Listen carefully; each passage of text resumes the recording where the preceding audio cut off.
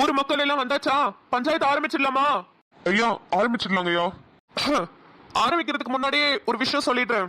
என் பையனும் இந்த பஞ்சாயத்துல சம்பந்தப்பட்டிருக்கான். ஆனா அவன் மேல உண்மையாவே தப்பு இருந்துச்சுன்னா அதுக்கான தக்க தண்டனைய எப்படி நான் மக்களுக்கு வழங்குவேனோ அது மாதிரிதான் என் பையனா இருந்தாலும் வழங்குவேன்னு இந்த இடத்துல நான் உறுதிமொழி எடுத்துக்கிறேன்.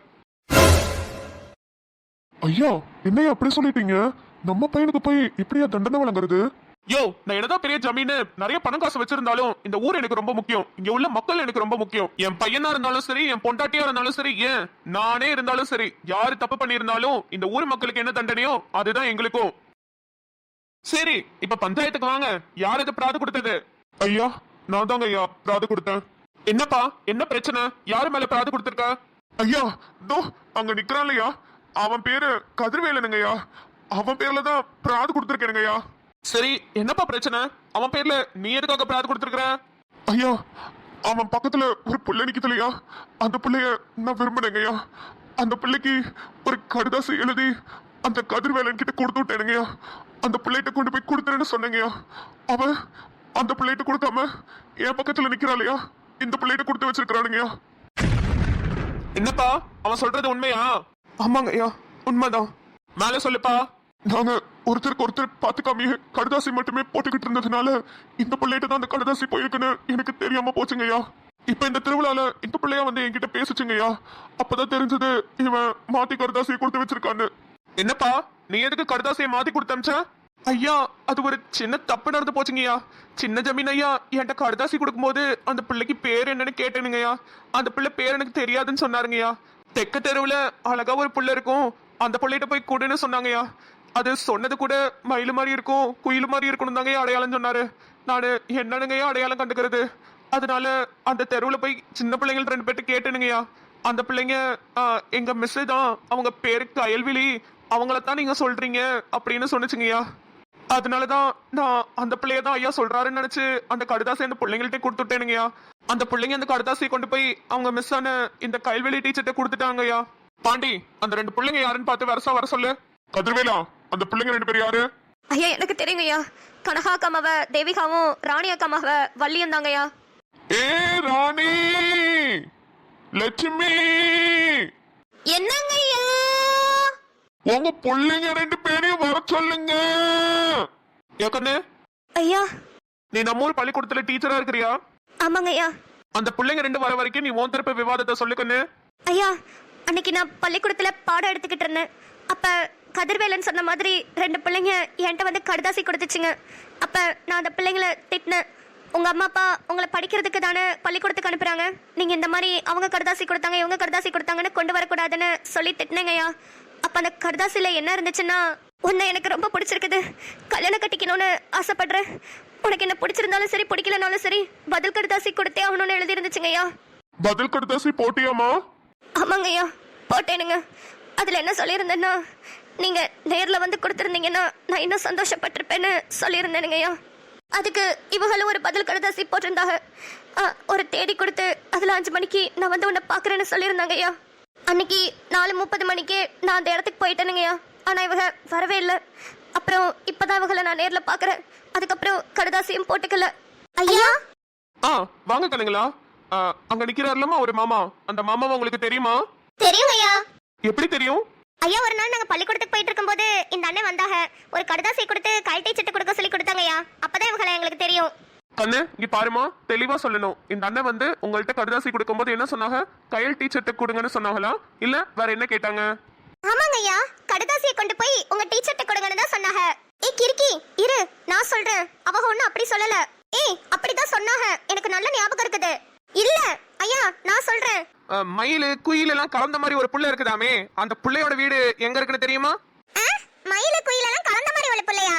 என்னனே அடையாளம் சொல்றீங்க? அது பேரு கூட வெளியிடு தான் முடியும். அந்த முன்னாடி இருக்கிற பேரை தான் என்னவா இருக்கும்னு யோசிச்சுக்கிட்டே கிடக்குறேன். ஞாபகத்துல வந்து தொலைய மாட்டேங்குது. வள்ளி வடக்காந்தெருவுல அழகா இருக்கிறது, அப்புறம் பேர்ல வெளியின முடியறதுலாம் எனக்கு தெரிஞ்ச கைல்வெளி மிஸ் தான் சொல்றாங்கன்னு நினைக்கிறேன். அந்த பேரு தான் நினைக்கிறேன். தெரியல. யார சொல்றீங்க? அவங்க பேரு கயல்வெளினே, எங்க ஸ்கூல்ல தான் டீச்சரா வேலை பார்க்கறாங்க, எங்க மிஸ் தான். புள்ளோ உங்க மிஸ் தானே? எனக்கு ஒரு வேலை பண்றீங்களா? நான் ஒரு கடுதாசி தரேன், அதை கொண்டு போய் அந்த மிஸ் கிட்ட கொடுத்துருங்க. ஜமீன் ஐயாவோட பெரிய பையன் கணபதி தான் இதை உங்கள்கிட்ட கொடுக்க சொன்னாரு. உங்களுக்கு பிடிச்சிருந்தாலும் பிடிக்கலனாலும் பதில் கடுதாசி எழுதி கொடுக்க சொன்னாங்கன்னு சொல்லி மட்டும் கொடுத்துரு. என்ன நீ கடுதாசி கொடுக்க சொல்றீங்க? மிஸ் திட்டினாங்கனா?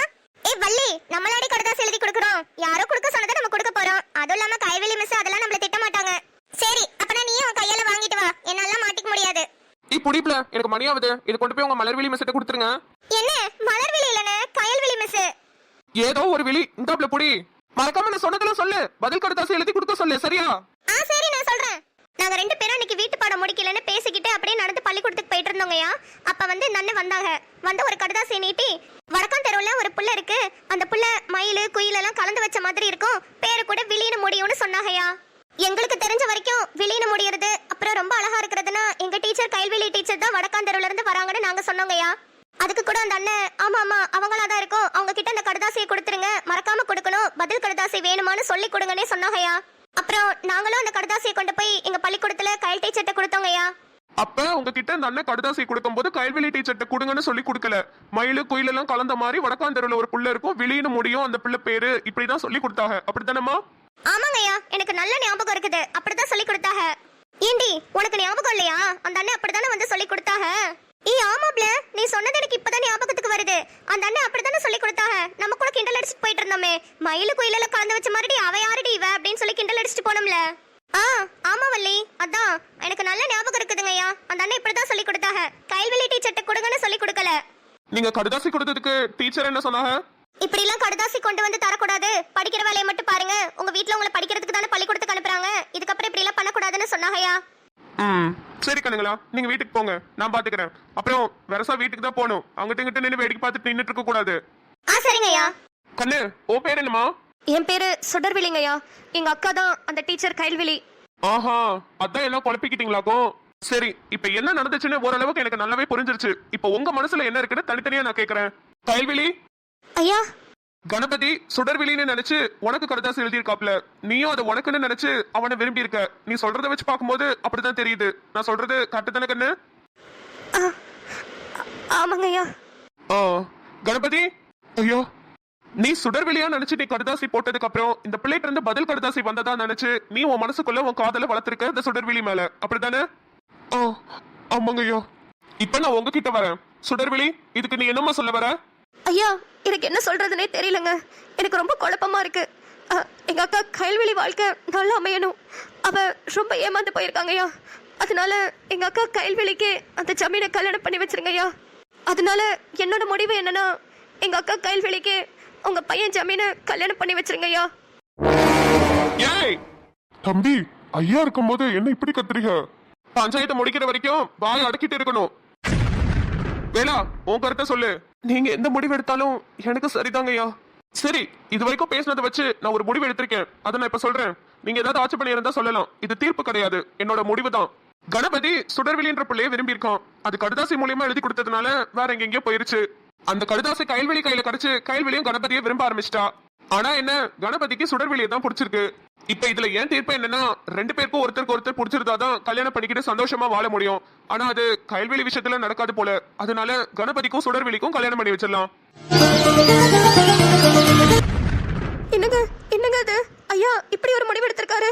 ஐயாவோட முடிவை தாண்டி நம்ம எதுவும் பேச வேண்டாம். அமைதியா நில்லு. ஐயா, தப்ல பஞ்சாயத்துல எதிர்த்து பேசக்கூடாதுன்னு உனக்கு தெரியாதா? என்ன பண்ற? அமைதியா இரு.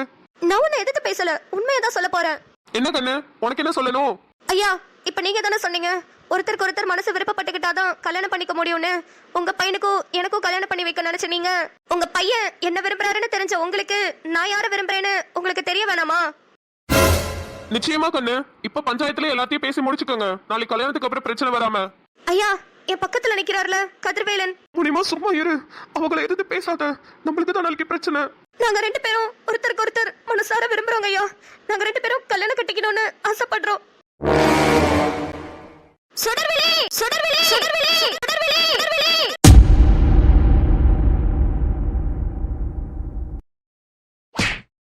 ஏமா, என்னமா பண்றீங்க? பஞ்சாயத்து நடந்துட்டு இருக்கல, வாங்க வாங்கிட்டு. ஐயா, ஏமா, பஞ்சாயத்து பண்ணிட்டு இருக்கோம்ல, நில்லுங்கம்மா. எதுக்கு அவசரப்படுறீங்க? ஐயா, அவ பேசுறத பாருங்கய்யா. என்னம்மா இவ அவனை விரும்பினாலும் அவதான் வேணும்னு நிக்கிறாயோ. இதெல்லாம் நம்ம குடும்பத்துக்கு ஒத்து வராதுங்கய்யா. ரெண்டு பேரையும் பிரிச்சு விட்டுருங்க ஐயா. அம்மா அப்படிலாம் பிரிச்சு விட முடியாதுங்கம்மா. 2 பேருக்கும் 18 வயசு மேல ஆயிடுச்சு. அவங்க 2 பேரும் எடுக்கிற முடிவு தான். நீங்க எங்க போனாலும் இதை தான் சொல்லுவாங்க. நீங்க கொஞ்சம் கிட்ட வாங்க, அவங்க என்னதான் சொல்றாங்கன்னு கேட்போம். சரிங்கய்யா. அம்மா சுடர்விழி, நீ சொல்லுமா, என்ன சொல்லிட்டு இருந்த? நீங்க 2 பேரும் ஒருத்தருக்கு ஒருத்தர் விரும்புறீங்களா? ஆமாங்கய்யா. ஐயோ போச்சு, என் மானம் போச்சு, என் மரியாதை போச்சு, ஊருக்குள்ள இருந்தே கௌரவம்லாம் போச்சு. 2 பொம்பளை பிள்ளைங்கன்னு பொத்தி பொத்தி வளர்த்தனே, 2மே நான் ஏமாத்திருச்சு. கதிர்வேலா, நீ சொல்லுப்பா, நீ சுடர்விழியை தான் விரும்புறியா? என்னப்பா அமைதியா இருக்க? நீ சுடர்விழியை தான் விரும்புறியா? சொல்லு. ஆமாங்க ஐயா. ஐயா, தீர்ப்பு சொல்றதுக்கு முன்னாடி கொஞ்சம் யோசிச்சுக்கோங்க. அங்க நிக்கிறது நம்ம சின்னையா. அவர் ஒரு பொண்ணை விரும்பி அந்த பிள்ளை அவருக்கு கிடைக்கலன்னா நம்ம கௌரவம் என்னாகிறது? அதான் யோசிக்க வேண்டியதா இருக்கு. அதெல்லாம் நான் நல்லா யோசிச்சு முடிவு பண்ணிட்டேன். நீங்க கொஞ்சம் அமைதியா இருங்க. அதுக்கு இல்லைங்க ஐயா, தீர்ப்பு சொல்றதுக்கு முன்னாடி அமைதியா இருங்கன்னு சொன்னேன். சரிங்க ஐயா. எல்லாம் விசாரிச்சாச்சு. இதுக்கப்புறம் தீர்ப்பு சொல்ல வேண்டியதான். பஞ்சாயத்து தீர்ப்ப நல்லா கேட்டுக்கங்க. 4 பேர்கிட்டயும் விளக்கமா நல்லா பேசியாச்சு. இதுல சுடர்வெளியும் கதிர்வேலனும் ஒருத்தருக்கு ஒருத்தர் விரும்புறாங்க. ஆனா கயல்வெளியும் கணபதியும் ஒருத்தருக்கு ஒருத்தர் விரும்பல. அதனால இந்த பஞ்சாயத்து தீர்ப்பு என்னன்னா, ஒரு நல்ல நாளை பார்த்து சுடர்வெளிக்கும் கதிர்வேலனுக்கும் கல்யாணம் பண்ணி வைக்கலாம்னு முடிவு பண்ணிருக்கோம். அது போல கணபதிக்கு வேற ஒரு நல்ல பெண்ணா பார்த்து கல்யாணம் முடிச்சிடலாம். அதே மாதிரி கயல்வெளிக்கு வேற ஒரு நல்ல பையனா பார்த்து கல்யாணம் முடிச்சிடலாம். இதுதான் இந்த பஞ்சாயத்தோட இறுதி தீர்ப்பு. இந்த தீர்ப்பை மீறி யார் என்ன செஞ்சாலும் அவங்க அந்த ஊரை விட்டு ஒதுக்கப்படுவாங்க. ஐயா ஐயா வேணாங்க ஐயா, இந்த தீர்ப்பை தயவு செஞ்சு கொஞ்சம் மாத்தி சொல்லுங்கய்யா. இந்த பையன் என்ன குல கோத்திரம்னு கூட எங்களுக்கு தெரியாதுயா. அவன் என்ன ஜாதி சாண்டோன்னு கூட எனக்கு தெரியாது. ஐயா நான் பார்த்து என் பிள்ளைக்கு நல்ல இடத்துல கல்யாணம் கட்டி கொடுத்துக்கிறேங்கய்யா. ஐயா அந்த தீர்ப்பை மாத்துங்கய்யா. ஐயா உங்களுக்கு எஞ்சி கேட்டுக்கிறேயா. ஏமா, உங்க இஷ்டத்துக்குலாம் இங்க தீர்ப்பை மாத்த முடியாதுமா. என்ன நினைச்சிட்டு இருக்கீங்க? அவங்க 2 பேரும் மனசார ஒருத்தருக்கு ஒருத்தர் விரும்பி இருக்காங்க. அவங்கள போய் பிரிக்க சொல்லிருக்கீங்க. என்ன சாதி சனமா இருந்தா என்னமா? ஒருத்தருக்கு ஒருத்தர் விருப்பப்பட்டிருக்காங்கல்ல. அப்பா, இது பஞ்சாயத்துன்றது ஞாபகம் இருக்கட்டும். இங்க யாரும் உறவு கொண்டாட முடியாது. மன்னிச்சிருங்க ஐயா, எனக்கு இந்த தீர்ப்புல சம்மதம் இல்ல. என்னோட தீர்ப்புல சம்மதமா இல்லையான்னு யார்கிட்டயுமே நான் கேட்கவே இல்ல. என்னோட இந்த தீர்ப்பை மதிக்காதவங்க ஊரை விட்டு ஒதுக்கப்படுவாங்க. அது என் பையனா இருந்தாலும் சரி. அம்மாடி, காலேஜுக்கு போய் படிக்கிறல்ல? ஆமாங்க ஐயா. சரி, படிப்பதான் முக்கியம். அவசரப்பட்டு கல்யாணம் பண்ணிக்காதீங்க. படிச்சு முடிச்சதுக்கு அப்புறம் என்கிட்ட வந்து சொல்லு. நானே உங்க 2 பேருக்கும் ஜாம் ஜாம்னு கல்யாணம் பண்ணி வைக்கிறேன். சரிங்க ஐயா. என்ன வேலா, உனக்கும் தான் புரிஞ்சதுல? பிள்ளைய தொந்தரவு பண்ணாம உன் வீட்டுல உன் பாட்டுக்கு உன் வேலையை பாரு. எல்லாம் படிச்சு முடிச்சதுக்கு அப்புறம் நானே கல்யாணம் பண்ணி வைக்கிறேன். சரிங்க ஐயா. பஞ்சாயத்துல முடிஞ்சிருச்சு, எல்லாரும் கிளம்புங்க. ஐயா இந்த தீர்ப்புல எனக்கு சுத்தமா சம்மதமே இல்லைங்க ஐயா.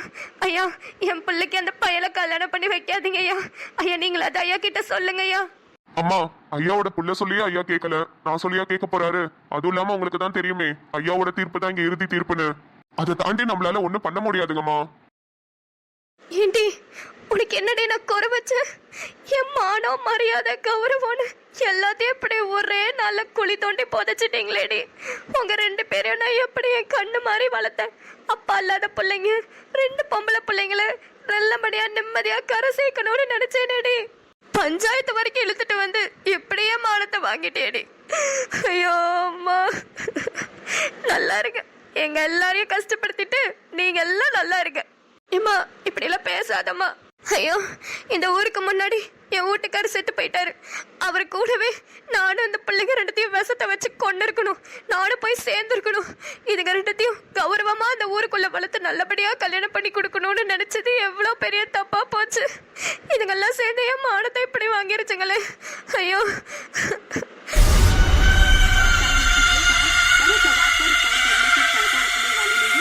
டேய், 2 பேருமா சேர்ந்து என்ன ஏமாத்திருக்கீங்கல்ல?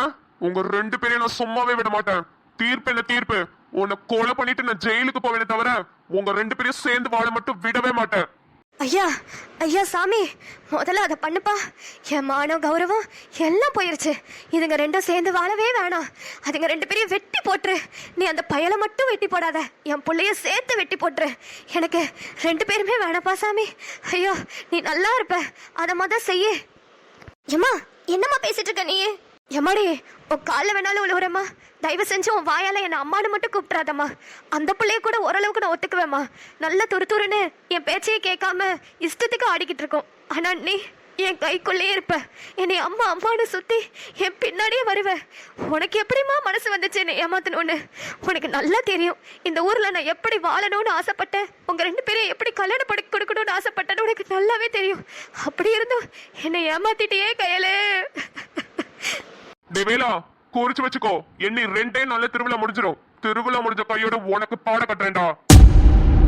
ஏம்மா அக்காவை தப்பா பேசாதம்மா. அக்கா பாவம்மா, எப்போதும் உன்னை பத்தி தம்மா யோசிக்கும். அக்காவை தப்பா பேசாதம்மா. எப்பா சாமி போதுண்டி அம்மா, உன் நடிப்பெல்லாம் நம்பி ஏமாந்ததெல்லாம் போதும். இங்க பாருடி, நான் உனக்கு ஒரே ஒரு வாய்ப்பு தரேன். கடைசி வாய்ப்பா இதை நினைச்சுக்கோ. இந்த தீர்ப்பு உங்க 2 பேருக்கும் சாதகமா தான் வந்திருக்கு. ஆனா அம்மா வேணும் அக்கா வேணும்னு நீ நினைச்சீனா எங்க கூட வரதா இருந்தா அந்த பயலை மறந்துட்டு எங்க கூட வா. இந்த ஊரை விட்டு ஒதுக்குனாலும் பரவாயில்ல, நம்ம வேற ஊர்ல கூட போய் பொழைச்சிக்கலாம். என் கூட வந்துரு, நான் உனக்கு நல்ல இடத்துல கல்யாணம் பண்ணி கொடுக்குறேன்.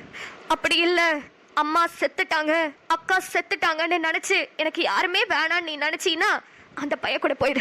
அப்படியே மறந்துரு. அதுக்கப்புறம் எங்களை திரும்பி கூட நீ பார்க்க கூடாது. என்ன முடிவு பண்ணணுமோ முடிவு பண்ணிட்டு வீட்டுக்கு வரதா இருந்தா வா. இல்லனா அந்த பையதான் வேணும்னா அப்படியே போயிடு. திரும்பியே பார்க்காத. உன்னைய தலைமொழி வீட்டு நாடு போய் சேர்ந்துடுறேன்.